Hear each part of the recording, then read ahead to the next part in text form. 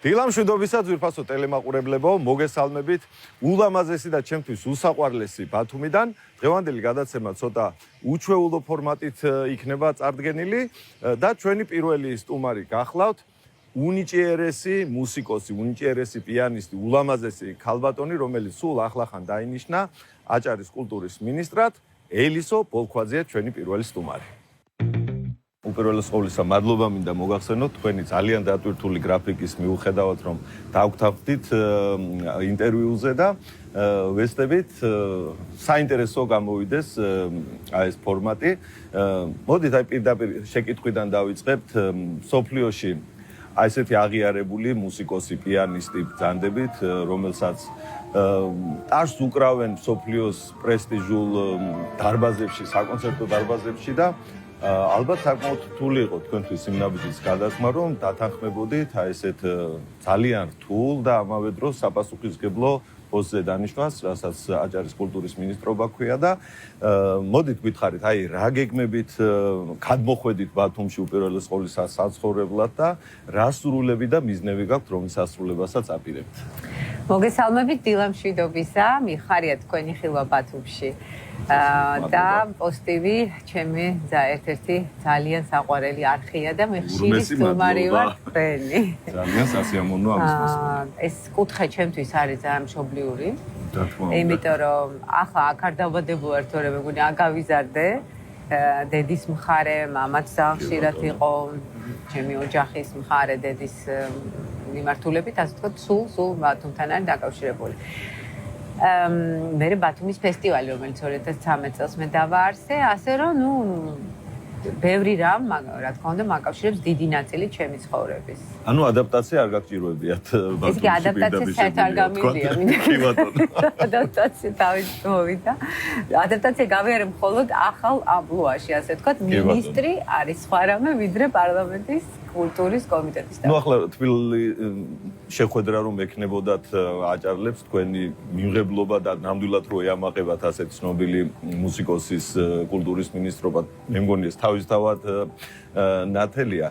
აი საინტერესოა რამდენად გამოხატავენ ამას და რამდენად უსვამენ ხაზს, რომ თქვენ აი ამ პროფესიიდან მოდიხართ, ამხელა გამოცდილებით, ამხელა დაგროვილი ცოდნით და აი რამდენად გეხმარებათ აი ეს თქვენი გამოცდილება თვითონ აი აქაურ მუსიკოსებთან ურთიერთობაში.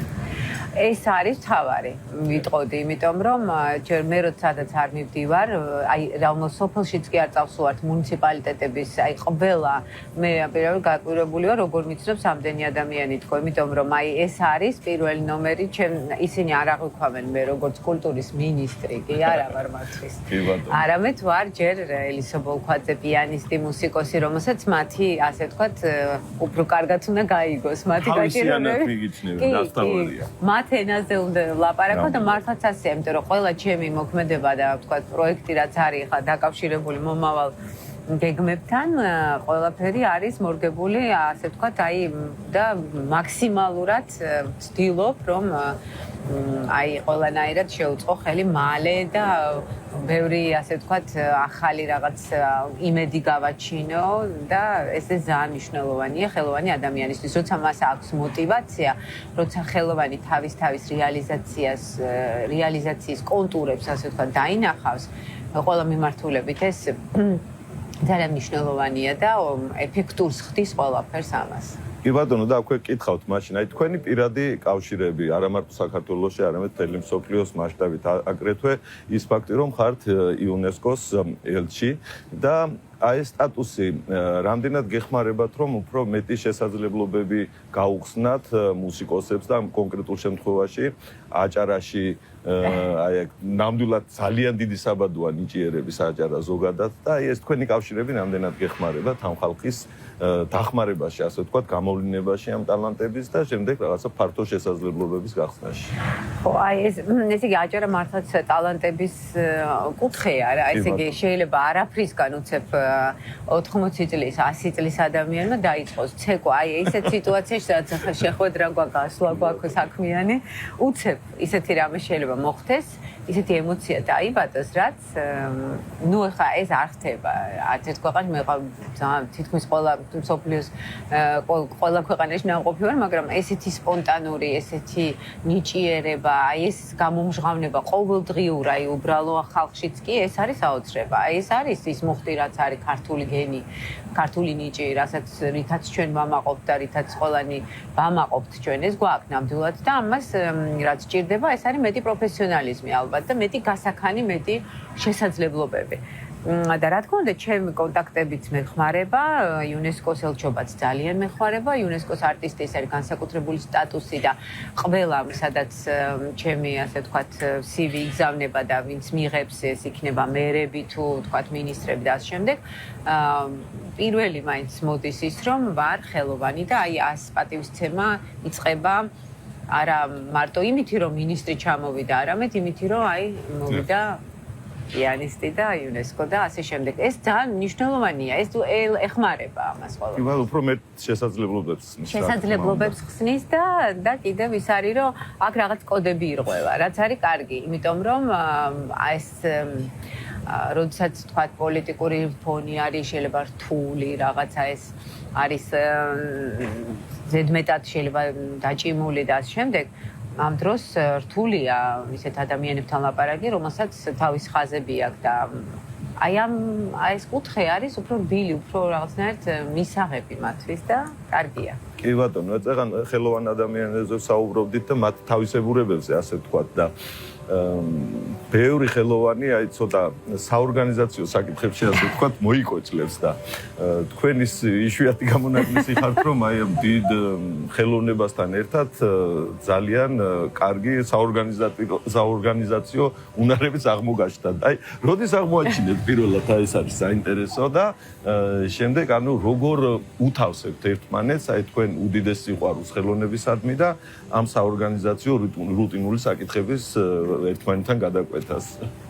კარგი შეკითხვაა და სწორად დაგინახავთ, იმიტომ რომ მართალია მუსიკოსებს მე ყოველთვის ესე მქონდა, რომ ან დედა, ან მეგობარი, ან ვინმე ჩემი ანათესავი ყოველთვის საბუთებით, რაღაცები დარბოდნენ ხან სამინისტროში, ხან იქ, რომ მე ეს მოერიდებინათ ჩემთვის ამდენი ბიუროკრატიული ბევრი თემები.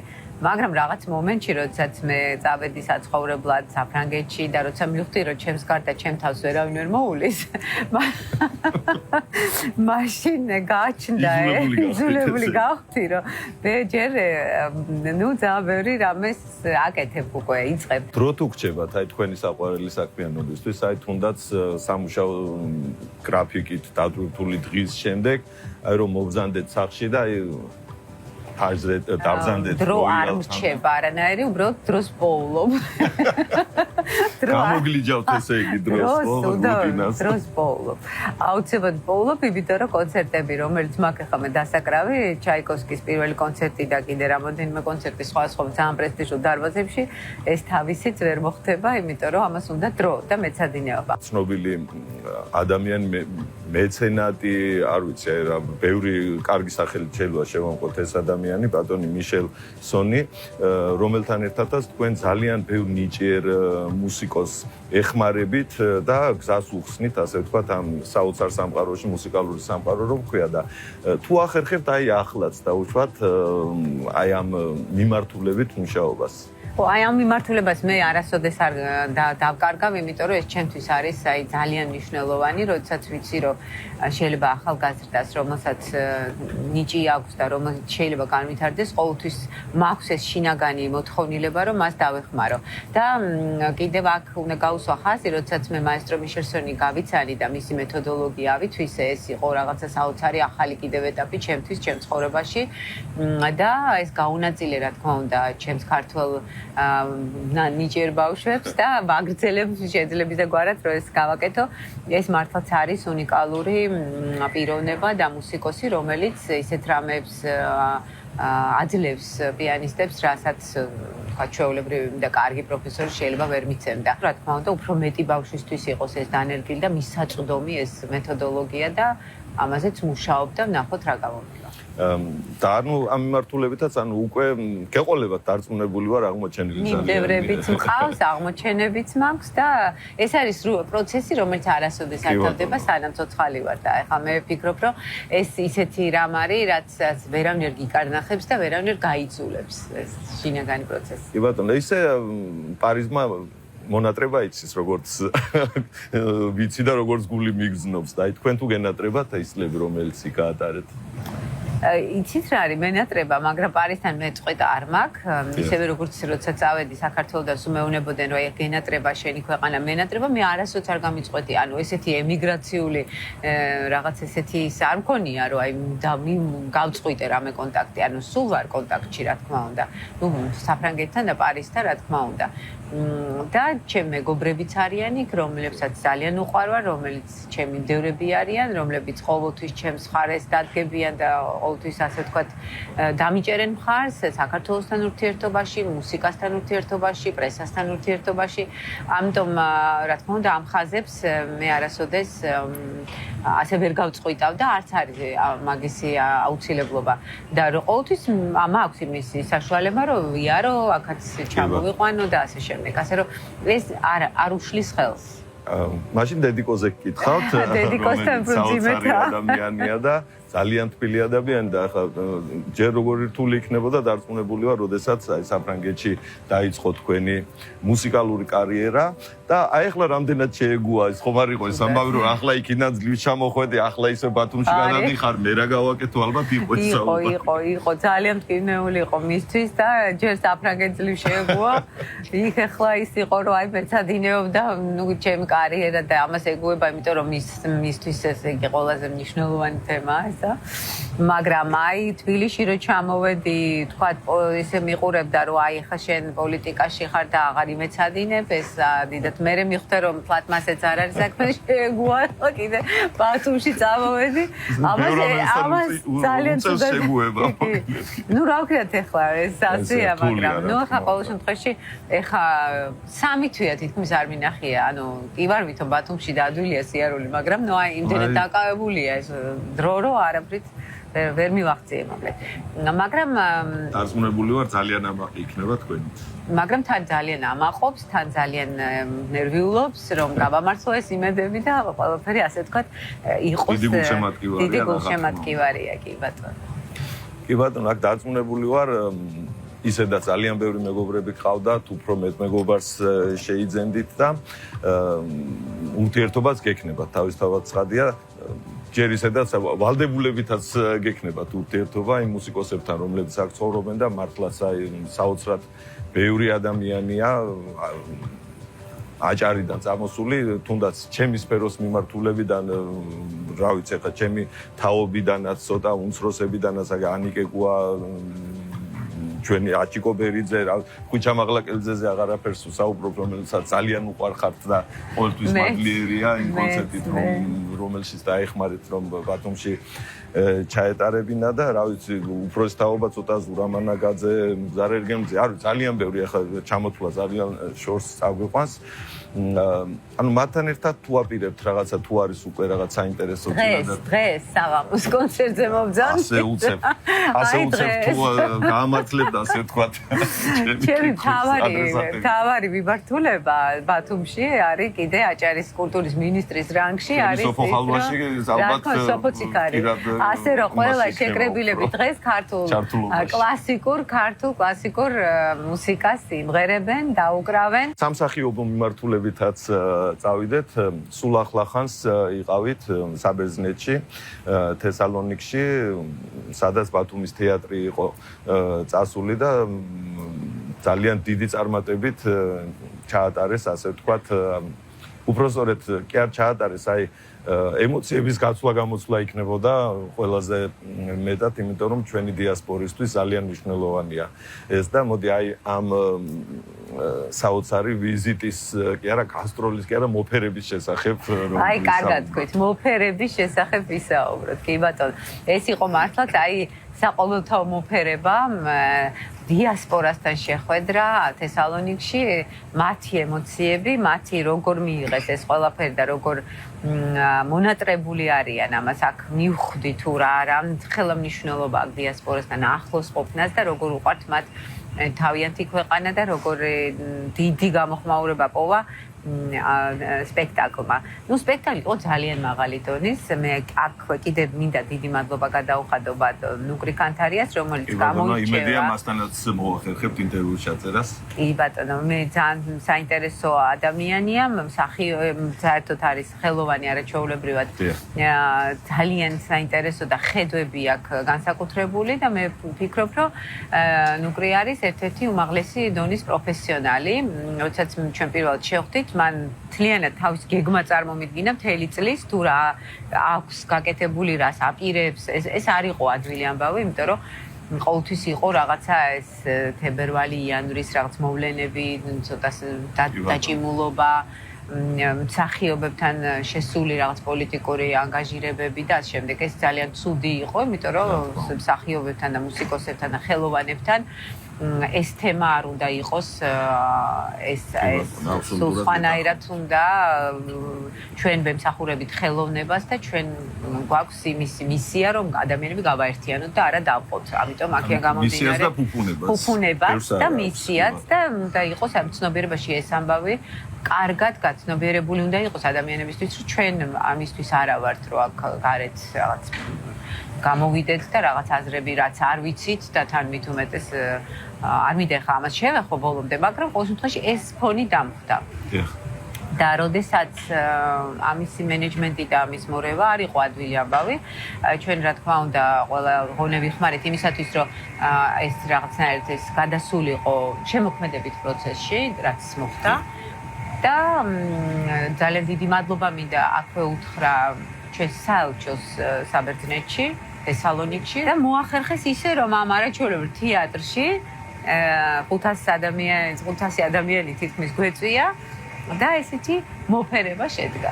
როგორი ემოციური იქნებოდა წარმომიდგენია.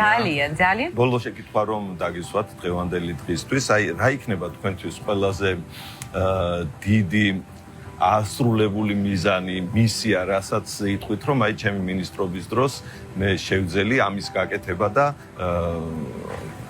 მე ყველაფერი გავაკეთე ამისთვის და თან გამომივიდა. აი რა იქნება, რომ თუნდაც აი ცოტა ოცნების სფეროსკენ რომ წავიდეთ და აი უბრალოდ აი პრაქტიკული მიმართულებითაც და აი ესეთი ცოტა შეიძლება შეუსრულებელი მისიასავით იყოს თავიდან ერთ შეხედვით, მაგრამ მაინც რომ მოახერხეთ ამის გაკეთება, აი რა შეიძლება იყოს ასეთი. ნუ ოცნების აღარ მინდა უკვე თქვა რომ მარტო ოცნება იქნება. ეს უნდა იყოს რეალობა. ოცნების ირგვლივ ტრიალი გამოგიდგა. აღარ მინდა, იმიტომ რომ საერთოდ მე ვარ როგორ გითხათ ახლა პრაქტიკოსი უკვე გავხდი როგორც მინისტრის პოსტიდან ამას უყურებ ყველაფერს უფრო პრაქტიკულად. ანუ პირველი რიგის ამოცანა რასაც სამი დიდი პროექტი არსებობს არა 4. შეიძლება საუბრის ბოლომდე ერთიც კიდე უცებ იდეა გაგიჩნდეს. არა, ბევრი, მაგრამ აქედან გამოვყოთ უნდა მთავარი ხაზები. ნუ უნდა შეიქმნას აჭარის სახელმწიფო სიმფონიური ორკესტრი. რაც იქნება ერთ-ერთი უნიშნელოვანესი ამბავი, რაც ამუშავებს ძალიან ყველაფერს კულტურის ინდუსტრიას საერთოდ მთლიანად და ეს იქნება ჩვენთვის ძალიან მნიშვნელოვანი. ეხლა მეორე პროექტი ეს არის ფოლკლორის ცენტრი, რომელიც მგონია რომ უკვე თითქმის მისული, ასე ვთქვათ, თავის განვითარებას აუცილებლად ნახავს მალე. ეს არის რომ არ შეიძლება აჭარაში არ იყოს ფოლკლორის ცენტრი, მე წარმოუდგენელად მე მეგონა იყო. მეც ასე მეგონა, როდესაც ვიყავით ქედაში მიშა ჯავახიშვილთან ერთად და მე ბუნებრივად ჩავთვალე რომ აბა ცენტრი რასაკეთებს რაღაც კვლევებთან დაკავშირებით, მე მეთავს რომ არ არისო ცენტრია. ჩვენ ასევე გვინდა რომ აჭარას ყავდეს ძალიან ესეთი კონდეს პროგრესული თანამედროვე ტიპის მუსიკალური კოლეჯი. ეს ახლა არის ჩემთვის აი ძალიან მნიშვნელოვანი პირველადი თემა. ამოცანი. პირველად მეოთხეზე მივიდეთ თუ მეოთხეზე გავჩერდები ახლა მეოთხეზე კი, ბატონო, გავჩერდები მას იმიტომ რომ დავტოვოთ საიდუმლოდ. მეოთხე დავტოვოთ საიდუმლოდ და გაგიმხოთ ნოემბერში კი ბატონო, უღრმესი მადლობა ქალბატონო ელისო საინტერესო საუბრისთვის იმისთვის რომ დღეს მიუხედავად კიდევ ერთხელ აღვნიშნავთ თქვენი ძალიან დატვირთული გრაფიკისა გამოყავით ჩვენთვის დრო და რა თქმა უნდა წარმატებებს გისურვებთ. დიდი მადლობა. უღრმესი მადლობა.